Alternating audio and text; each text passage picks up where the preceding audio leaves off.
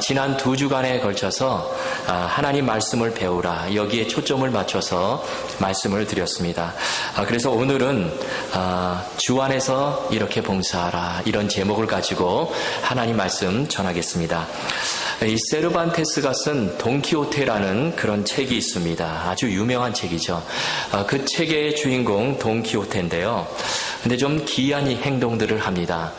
그가 이 풍차를 괴물로 오해해가지고 그래서 풍차와 싸웁니다. 풍차를 공격을 해요. 그리고 또 뚱뚱한 여관집 여주인을 공주로 착각을 해서 청혼을 합니다. 그리고 또 자기가 타고 다니는 이 늙은 말을 명마, 준마로 그렇게 또 오해하고 그렇게 살아갑니다. 이렇게 엉뚱한 일을 하면서 살아가는데요. 그런데 사실 이 세르반테스가 이 책을 쓴 목적은 당시 그 중세시대 때 그 권력의 허위와 어떤 기만을 패러디할 목적으로 이 책을 썼다고 그럽니다. 그런데 이 책이 오늘날 우리들에게도 중요한 의미가 있다고 생각이 되어집니다. 여러분, 마찬가지로 지금 우리의 삶을 풍자하고 있다는 거예요. 자, 사람들은 자신의 인생길을 걸어가는데 모든 에너지를 쏟는 일, 그런 일들을 보니까 마치 풍차를 공격하는 그런 상구와 같다는 것입니다. 또 고운 동화 속에 나오는 그런 여주인공 같았던 그대 신부가 어느 날 보니까 이 늙은 여인이 되어 있습니다. 또 지칠 줄 모르는 준모와 같은 내 건강, 내 육체가 어느 날 보니까 병든 육체가 되어 있다는 것입니다. 여러분, 우리 삶이 이렇다는 거예요. 어떻게 보면 우리는 이런 허무한 인생을 위해서 모든 에너지를 쏟아붓고 거기에 투자하며 그렇게 살아간다는 것입니다. 우물을 파도요, 이 물이 나오는 곳에다가 우물을 파야 되는데 물이 안 나오는 곳에다가 우물을 계속해서 파는 그런 사람들이 많다는 것입니다. 여러분, 이 세상에 보면 정말 이 돈키호테와 같이 그렇게 살아가는 사람들, 가치 없는 일에 자신의 모든 것을 투자하고 살아가는 그런 사람들이 참 많이 있는데, 이런 의미에서 오늘 본문은 우리에게 중요한 말씀을 전해주고 있습니다. 오늘 본문은 7절부터 사실 시작되는 말이다, 그렇게 볼 수 있습니다. 거기서부터 단락이 시작되는데요. 여러분, 7절에 보시면 이렇게 말씀이 시작을 합니다. 만물의 마지막이 가까이 왔으니, 이 세상에 마지막이 가까이 왔다는 것이죠. 여러분, 마지막은 중요한 의미가 들어 있습니다. 우리가 평소에 하지 못하는 일이라 할지라도 마지막 때에는 해야 되는 것입니다. 평소에 우리가 정신을 차리지 못하고 살아도 마지막에는 정신을 차리며 살아야 하는 거죠. 평소에는 바르게 살지 못해도 이 마지막 때만큼은 바르게 살아야 되는 것입니다. 왜 그렇죠? 마지막이 중요한 때이기 때문에 그래요. 그런데 오늘 본문에 보니까 이 마지막 때 우리가 무엇을 해야 된다 말씀하고 있습니까? 4가지를 특별히 말씀하고 있습니다. 자, 그 중에 먼저 7절에 나와 있는 것처럼 정신을 차리고 깨어 기도하라. 정신을 차리고 기도하라. 그리고 8절에 보면 뜨겁게 사랑하라. 말세가 가까울수록 사랑이 식어지기 때문에 뜨겁게 사랑하라, 그 메시지를 주십니다. 또 9절에 보시면 서로 대접하라. 서로 대접하라. 그리고 오늘 본문 10절과 11절 2절에 걸쳐서 주 안에서 봉사하라, 이렇게 말씀합니다. 자, 그런데 이 4가지 중에요, 이 10절과 11절 2절에 걸쳐서 봉사하라, 이것을 말씀하고 있어요. 다른 것들은 다 그냥 한 절 짧게 이렇게 말씀하고 있는데 봉사하라, 이것은요 2절에 걸쳐서, 그리고 절의 길이도 깁니다, 이렇게 말씀하고 있습니다. 왜 그렇습니까? 마지막 때에 주님을 위해, 하나님을 위해서 봉사하며 헌신하며 살아가는 삶이 얼마나 귀한지 모른다는 것입니다. 여러분, 하나님은 봉사하는 사람들을 통해서 영광을 받으세요. 그리고 교회는 봉사하는 사람들을 통해서 움직여 갑니다. 그런데 봉사가요, 때로는 힘들어요. 때로는 지치고 피곤할 때가 있습니다. 또 봉사하다가도 시험에 들 때도 있습니다. 그래서 오늘 본문은 우리가 주 안에서 봉사할 때 특별히 꼭 기억해야 될, 실천해야 될 3가지 중요한 말씀을 주십니다. 이 시간 여러분, 이 3가지를 잘 기억하시고 우리 모두 주 안에서 이 마지막 때에 끝까지 주님 섬기실 수 있기를 축원합니다.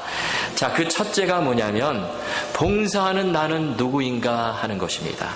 다시 말씀드리면 봉사자가 가져야 될 자기의식이 있다는 것입니다. 자, 10절에 보시면 그것이 나와 있는데 우리 10절 다시 한번 다 같이 읽겠습니다. 시작. 각각 은사를 받은 대로 하나님의 여러 가지 은혜를 맡은 선한 청지기 같이 서로 봉사하라. 여기 보니까 은사를 맡은 대로 하나님께서 우리 모두에게 은사를 주셨는데 은사 받은 대로 봉사하라 이렇게 말씀하시죠. 그런데 이 구절에서 더 중요한 말씀은 그 끝부분에 나와 있는 선한 청지기 같이 봉사하라 이 말씀입니다. 여러분, 봉사할 때 우리가 가져야 될 자기의식이 무엇입니까? 그것은 나는 청지기다 이 의식이에요. 여러분, 청지기가 누구입니까? 본래 청지기는 주인의 모든 재산을 맡아서 관리하는 자가 청지기입니다. 주인을 대신해서 가정을 움직여가고 공동체를 움직여가는 사람이 바로 청지기예요. 자, 그런데 우리가 이 청지기를 생각할 때 꼭 기억해야 될 거, 여러분, 청지기는 주인이 아니라는 것입니다. 청지기는 그저 주인이 맡겨주신 것 관리하는 사람에 불과하다는 거예요. 성경을 읽어보면 이것이요 여러 곳에서 등장하고 있습니다. 뭐 예를 들면 달란트 비유, 문화 비유, 그 다음에 포도원 농부 비유 등등에 보면 이것을 계속해서 강조하고 있어요. 마태복음 25장에 보면 달란트 비유가 나오는데요. 거기 보면 주인과 종, 주인과 청지기를 명확하게 구분하고 있습니다. 자, 마태복음 25장 14절을 보십시오. 또 어떤 사람이 타국에 갈 때에 그 종들을 불러 자기 소유를 맡긴과 같으니, 여기 어떤 사람이 나오는데 이 사람은 바로 주인이죠. 그런데 그 주인이 멀리 타국으로 갈 때에 자기 소유를 종들에게, 청지기에게 맡겼다는 것입니다. 여러분, 우리는 주인이 아니라 청지기라는 거예요. 내 인생의 주인은 하나님이시고 우리는 하나님이 맡겨주신 것을 관리하는 청지기, 그 사람이라는 것입니다. 그래서 주님의 교회를 봉사하는 사람은 이 의식이 꼭 있어야 되는 것입니다. 자, 그런데 문제는요, 사람들이 이것을 인정하지 않는다는 것입니다. 내가 주인인 줄 알고 살아가요. 왜 그럴까요? 주인의 꽃이라도 내가 오랫동안 가지고 있으면 내 것으로 착각을 하기 때문에 그래요. 예전에 유행했던 말 중에 착각은 자유다, 그런 말이 있습니다. 뭐 북한에서도 착각은 자유다, 그런 말도 있고요. 착각에는 커트라인이 없다, 그런 말도 있습니다. 여러분, 이 말이 좀 풍자적인 말, 무서운 말입니다. 여러분, 우리가 가진 생명, 물질, 명예, 지식도 사실은 내 것이 아니에요. 하나님이 주신 것입니다. 그런데 우리가 오랜 세월 동안 맡아서 관리하다 보니까 그것이 내 것인 줄 알고 착각하며 살아가는 경우가 있다는 것이죠. 여러분, 청지기라는 그 분명한 증거가 나타나는 시점이 있어요. 그때가 언제일까요? 바로 죽는 순간이에요. 여러분 한번 보세요. 우리가 이 땅에서 많은 것을 가지고 누리며 살다가 그거 죽음 뒤에도 영원한 세계 속에서도 그거 가지고 가는 사람이 있습니까? 한 사람도 없습니다. 죽을 때는요 다 놓고 가야 돼요. 이것은 바로 우리가 청지기다, 이 사실을 보여주는 분명한 증거입니다. 그래서 죽음 앞에서는 누구나 다 겸손하게 되는 것입니다. 여러분, 우리가 봉사할 때 청지기 의식을 가지고 봉사하는 것이 참으로 중요합니다. 청지기 의식이 없을 때 그때는요 개인도 가정도 국가도 교회도 병들게 되는 것입니다. 다윗과 사울의 차이가 무엇일까요? 뭐 여러 가지 차이가 있는데 제가 볼 때 이 청지기 의식에서 차이가 나는 것 같습니다. 사울, 하나님에 의해서 이스라엘 초대왕으로 부름을 받았습니다. 그런데 이 왕도요 청지기예요. 왕이 물론 그 나라의 최고 권력자지만 그러나 왕도 하나님께서 세워주시는 것입니다. 그런데 사울, 정말 처음에는 괜찮았어요. 청지기 의식을 가지고 출발합니다. 겸손하게 출발해요. 그런데 시간이 갈수록, 세월이 갈수록 이 청지기 의식이 희박해지는 거예요. 왕도 권력도 다 내가 이룬 것처럼 그렇게 착각을 합니다. 사무엘상 13장에 보면 이런 기사가 나오죠. 블레셋 군대가 이스라엘을 쳐들어와요. 그러자 이스라엘 백성들이요 그 기세에 눌려가지고 막 바위 틈에 숨고 막 도망을 갑니다. 다 숨어버려요. 그때 사울이 무엇을 합니까? 사무엘상 13장 9절에 보니까 하나님께 번제를 드리는 거예요. 제사를 드립니다. 자, 왜 제사를 드립니까? 그 이유가 그럴듯하죠. 지금 사무엘이 약속된 시간에 오지 않기 때문에, 지금 이스라엘 백성들이 막 흩어지기 때문에 전쟁을 해야 되는데 지금 위급한 상황이기 때문에 이 왕이 제사를 드리는 거예요. 그런데 여러분, 제사는 누가 드릴 수 있습니까? 제사는 제사장만이 드리는 거예요. 사무엘이 와서 지금 제사를 드려야 되는 것입니다. 그런데 사울, 내가 왕인데, 내가 최고 권력자인데, 이런 생각을 하니까 뭐 이까지 제사쯤이야. 그리고 스스로 제사를 드려버렸다는 것입니다. 여러분, 권력이 내 것이라고 한다면, 왕의 자리가 내 것이라고 한다면 마음대로 하게 되는 거예요. 그러나 사울은 분명히 청지기에 불과합니다. 하나님께서 그에게 왕위를 주신 거예요. 하나님의 뜻에 따라 나라를 통치하라고 왕위에 올려놓으신 것입니다. 그런데 사울이 이것을 잊었을 때에 그가 하지 말아야 될 일을 하게 되고 결국에 하나님께 버림을 받게 되었다는 것입니다. 어떻게 됩니까? 하나님께서 하나님 마음에 합한 다른 청지기를 세워주시는 거예요. 그 사람이 누구입니까? 그 사람이 바로 다윗이에요. 여러분, 그렇다면 다윗의 삶은 어떠합니까? 제가 볼 때 다윗이 참 잘한 것이 있습니다. 그것이 뭐냐면 그가 끝까지 나는 청지기입니다. 이 사실을 붙들었다는 거예요. 다윗의 삶을 보면 곳곳에 그것이 나타나죠. 다윗은 무슨 일을 하든지 하나님께 물어봅니다. 기도를 해요. 왜 물어봅니까? 주인이니까 물어보는 거예요. 하나님이 주인이시고 나는 청지기이기 때문에 그저 물어보는 것입니다. 블레셋이 쳐들어옵니다. 그때 어떻게 물어봅니까? 하나님, 내가 저들을 치러 올라가리까? 연거푸 2번씩이나 물어봐요. 만약 내가 주인이라면 물어볼 필요가 없죠. 그러나 다윗은 청지기이기 때문에, 이 의식을 가지고 살았기 때문에 하나님께 위급한 순간에도 항상 물어보는 거예요. 이렇게 되니까 다윗 왕으로 있을 때도 늘 겸손하고 다 하나님께 맡기고 사는 것입니다.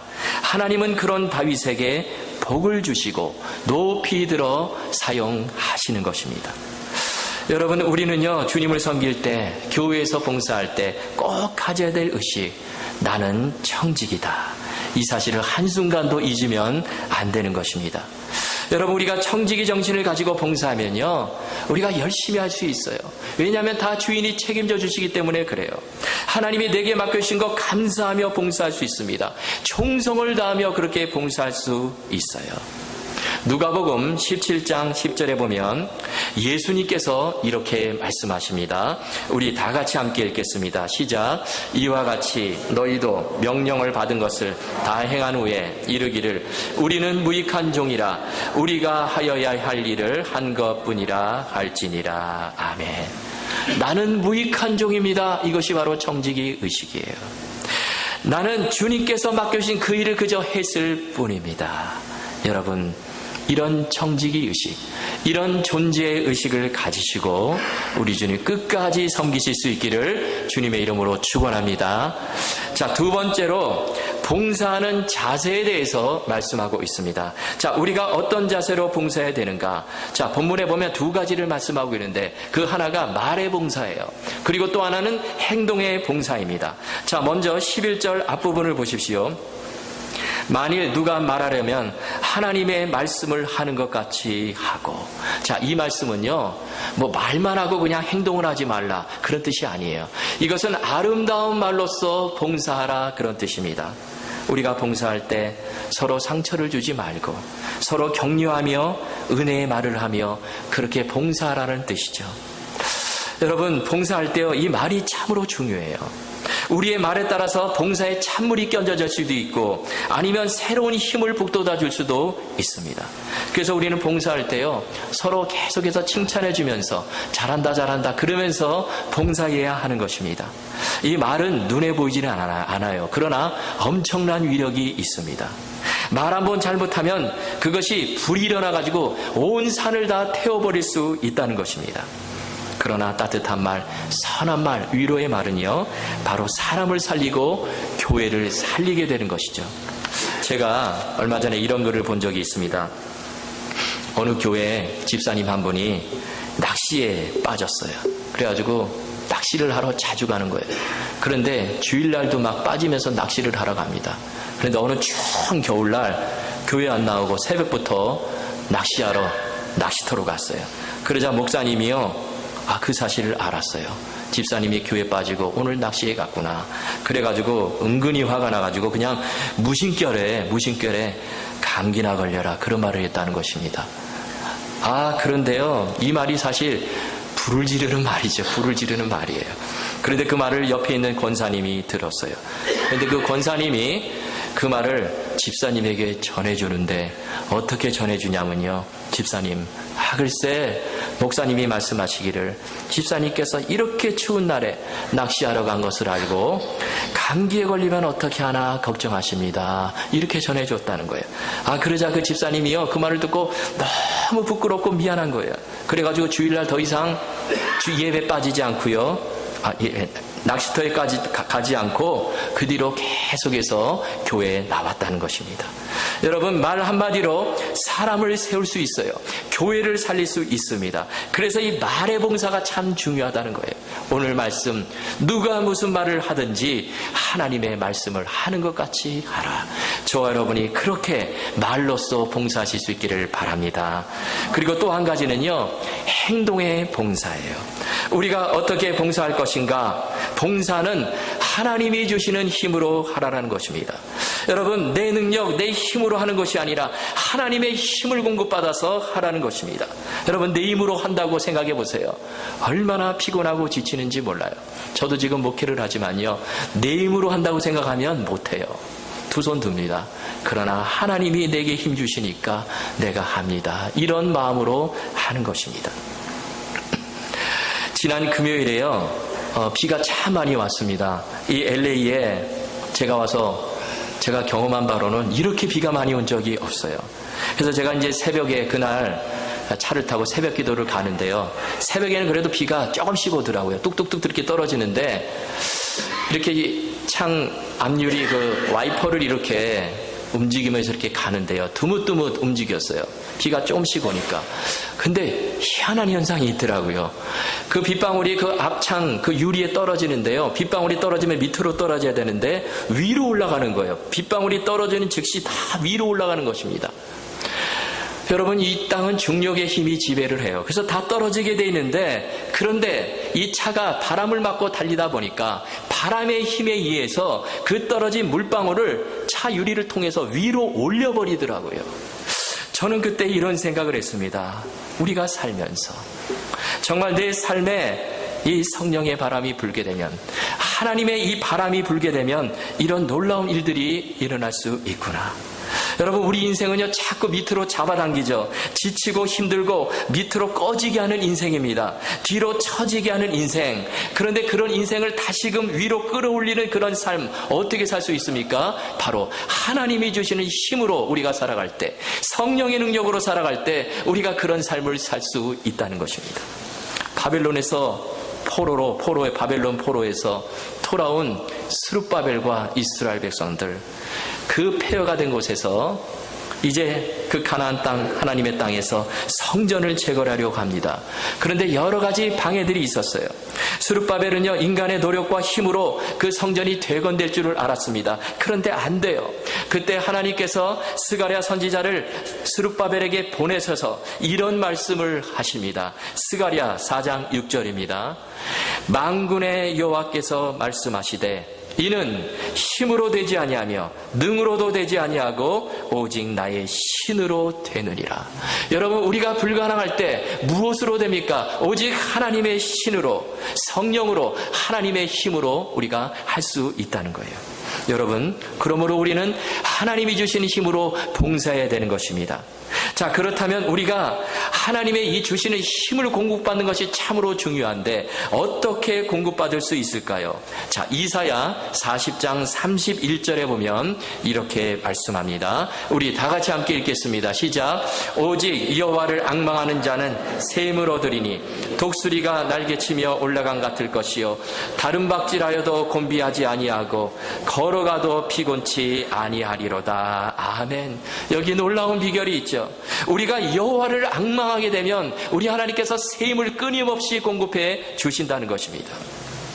여기 독수리가 나오는데요, 독수리는 새 중의 왕입니다. 이 독수리가 날아갈 때 이 4가지 방법이 있다는 거예요. 그 첫째가 뭐냐면 미끄러지는 방법으로 내려갑니다. 미끄러지기. 날개를 쫙 펴가지고요. 그 큰 날개를 쫙 펴서 이렇게 움직이지 않고 바람을 타고 미끄러지듯이 그렇게 내려갑니다. 그 다음에 두 번째 방법은 펄럭거림이에요. 가까운 거리를 날아갈 때, 또 공기의 저항이 적을 때는 공기가 없으니까 그냥 날개를 딱 이렇게 펄럭거리면서 날아갑니다. 다른 새들도 그렇게 하죠. 그 다음에 세 번째 방법이 뭐냐면 하강이에요. 높은 곳에서 땅으로 내려올 때, 먹이 같은 것이 있을 때, 그것을 가로챌 때 어떻게 합니까? 날개를 접고 쏜살같이 하강을 합니다. 그 다음에 마지막에 나오는 것이 비상이에요. 비상. 이 독수리가 하늘을 수직으로 올라갈 수 있대요. 그 상승하는 기류를 타고요, 그냥 재빠르게 수직으로 그렇게 올라갈 수 있다는 것입니다. 그런데 이 중에서 이 비상은 독수리만이 할 수 있다는 것입니다. 얼마나 힘이 좋은지 몰라요. 그런데 오늘 말씀해 보니까 그와 같은 힘을 우리 하나님께서 주신다는 것입니다. 누구에게? 여호와를 앙망하는 자에게. 여러분, 앙망한다는 것은 끊임없이 하나님을 바라본다는 뜻입니다. 끊임없이 하나님을 의지한다는 뜻이에요. 그런 자에게 하나님께서 놀라운 새 힘을 공급해 주신다는 것입니다. 그러므로 우리가 봉사할 때요, 절대로 사람을 바라보면 안 되는 것입니다. 여러분, 사람을 바라보면 지치게 돼 있어요. 힘들어요. 상처받을 수 있습니다. 오히려 내가 가졌던 힘도 소진될 수밖에 없습니다. 그러나 하나님 바라보고 하나님 의지하고 일하면 그 모든 것을 상쇄하고도 남을 놀라운 새 힘을 공급받게 된다는 것입니다. 사도 바울의 고백이 무엇입니까? 내게 능력 주시는 자 안에서 내가 모든 것을 할 수 있느니라. 여러분, 우리가 봉사할 때 뿐만 아니라 우리가 살아갈 때, 이 험난한 세상 살아갈 때 하나님이 주시는 힘으로 살아가실 수 있기를 바랍니다. 이렇게 정말 주님 주시는 힘으로 끝까지 봉사하며 섬기시는 저와 여러분 다 되실 수 있기를 주님의 이름으로 축원합니다. 자, 마지막 세 번째로, 자, 봉사의 목적에 대해서 말씀하고 있습니다. 자, 도대체 봉사는 왜 하는 것일까요? 자, 11절 중반부터 보시면, 자, 봉사의 목적이 무엇인지 우리에게 말씀하고 있습니다. 이는 범사에 예수 그리스도로 말미암아 하나님이 영광을 받으시게 하려 함이니 그에게 영광과 권능이 세세에 무궁토록 있느니라. 아멘. 여러분, 봉사의 목적은 바로 하나님께 영광이에요. 봉사하면서 내가 영광 받는 것이 아니라, 나를 드러내는 것이 아니라 오직 하나님께 영광을 돌리는데 그 목적이 있다는 것입니다. 여러분, 이것은요, 내가 청직임을 다시 한번 보여주는 중요한 말씀입니다. 여러분, 종이요, 청지기가 아무리 열심히 일해도 영광을 누가 받습니까? 종이 영광을 받는 게 아니에요. 밑에 있는 종이 열심히 일하면 주인이 영광을 받는 것입니다. 주인이 영광을 받아요. 그리고 종은요, 정말 열심히 일하면서 누구에게 칭찬받는 것이 중요합니까? 뭐 옆집 동네 아저씨 아니에요. 내 주인으로부터 칭찬을 받을 때 그때가 가장 영광스러운 것입니다. 여러분, 마찬가지예요. 우리가 하나님 바라보며 충성을 다하며 그렇게 일하면 하나님이 영광을 받으시는 거예요.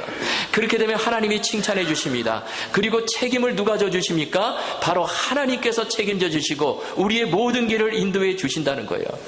옆집 아저씨가 잘한다 그래도요, 그 끝이에요. 책임져 줄 수가 없습니다. 그러나 주인은 종의 모든 앞길을 다 열어줄 수 있고 책임져 줄 수 있다는 것입니다.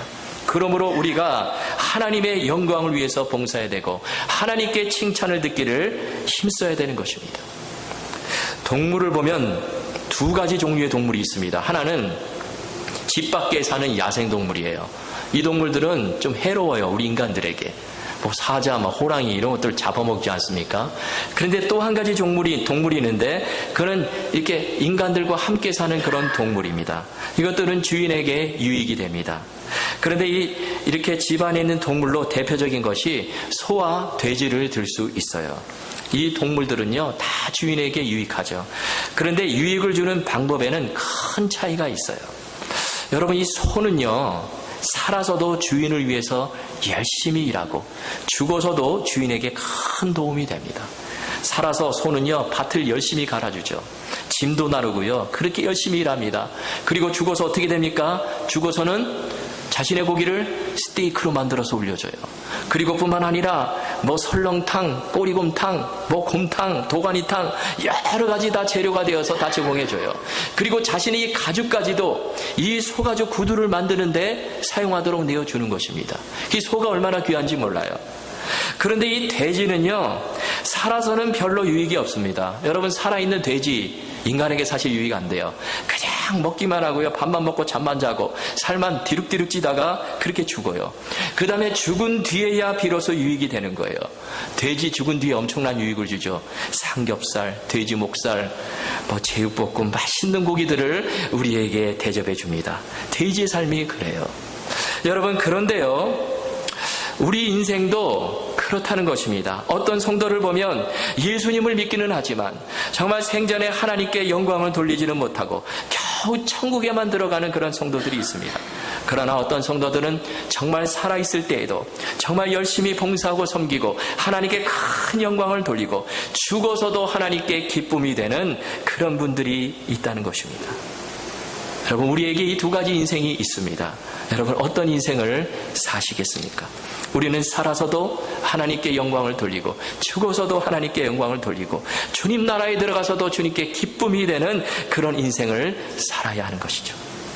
저는 사실 오늘 이 봉사라 이 메시지를 전하면서 좀 생각하다가 본문을 사실 이 아리마대 요셉 이야기를 좀 그렇게 잡으려고 했습니다. 이 아리마대 요셉 이야기를 보니까요, 사복음서에 다 기록을 하고 있어요. 성경이 아주 칭찬하고 있습니다. 이 아리마대 요셉 어떤 사람이죠? 그는 하나님의 나라를 기다리는 자, 선하고 의로운 자, 예수의 제자다, 그렇게 소개를 하고 있습니다. 특별히 아리마대 요셉은 당시 그 유대 최고 권력기관 사내들인 공회원이었습니다. 얼마나 막강한 권력을 가진 기관인지 몰라요. 그런데 이 사내들인 공회는요, 당시 예수님에게 적대적인 세력이었습니다. 예수님을 핍박하고 반대하고, 그 다음에 빌라도가 예수님을 십자가에 못 박으려고 할 때 찬성했던 그런 권력기관이 바로 이 사내들인 공회입니다. 그런데 요셉은 그 가운데서도 예수님의 제자가 되어 주님을 섬겼다는 것입니다. 예수님께서 십자가에서 돌아가시자 아리마대 요셉이 어떻게 합니까? 빌라도를 찾아가서 예수님의 시신을 달라고 그럽니다. 그런데 이것은요, 대단한 용기가 필요한 행동이에요. 예수님의 제자들도 지금 다 도망가 버렸습니다. 예수님의 수제자인 베드로도요, 예수님을 3번이나 모른다고 부인하고 숨어버렸어요. 그런데 이때 아리마대 요셉은 예수님을 십자가에 못 박게 한 그 빌라도를 찾아가서 예수님의 시체를 내어달라고 그런 것입니다. 이거 목숨을 건 일이에요. 희생이 요구되는 행동입니다. 용기가 요구되는 행동이에요. 여러분, 우리가 용기를 낼 때 이런 일에 정말 용기를 내야 되는 것입니다. 어떤 상황 속에서도 예수님을 위해서 희생할 수 있는 용기, 예수님을 위해서 헌신할 수 있는 용기, 그 용기를 가져야 되는 것이죠. 근데 아리마대 요셉이요, 그것을 한 것입니다. 빌라도에게 가서요, 예수님의 시신을 내어달라고 그러자 내어줍니다. 그러자 어떻게 합니까? 그 예수님을 자기가 이제 죽으면 장사 지낼 그 아주 좋은 무덤을 만들어 놨는데, 그런데 거기다가 예수님의 시신을 모시는 거예요. 자, 그 뒤로 어떻게 되었을까요? 이것이 중요합니다. 예수님은 그 무덤에서 3일 만에 부활하셨습니다. 빈 무덤이 되셨어요. 자, 그런데 전설에 의하면 요셉은 자기 무덤에 예수님을 모셨는데 예수님이 부활하시니까 빈 무덤이 되어버렸어요. 그래가지고 오해를 받아가지고요, 사내들인 공회원 뿐만 아니라 제사장, 그 종교 지도자들에게 그 예수님의 시체를 도둑질했다, 그런 혐의를 받고 어떻게 되냐면요, 공회원 자격을 박탈당해버리고 40년 동안 감옥살이를 했다는 것입니다. 그리고 나서 감옥에 나와서 영국에 들어가서 일생을 복음을 전하는 삶을 살았다는 것입니다. 놀라운 일이죠. 예수님을 위한 그의 봉사는 희생을 무릅쓴 봉사, 하나님의 영광을 위한 봉사였습니다. 내 이익을 구하는 것이 아니라 하나님의 유익을 구하는 봉사였어요. 이런 그의 삶을 사복음서가 모두 다 기록하고 있는 것입니다. 여러분, 사복음서에 이렇게 어떤 행적이 이렇게 다 동시에 기록되기가 쉽지가 않아요. 그런데 이 아리마대 요셉의 행적은 사복음서가 다 기록을 하고 있습니다. 그를 칭찬하고 높이 평가하고 있다는 것이죠. 여러분, 봉사의 목적은 하나님께 영광입니다. 우리가 이 목적을 분명히 하시고 올 한 해 그저 우리 하나님 바라보시면서 하나님이 내게 주시는 힘으로 우리가 열심히 봉사 충성 다하셔서 하나님이 주시는 칭찬 그리고 상급을 다 받으시는 저와 여러분 다 되실 수 있기를 주님의 이름으로 축원합니다. 이 시간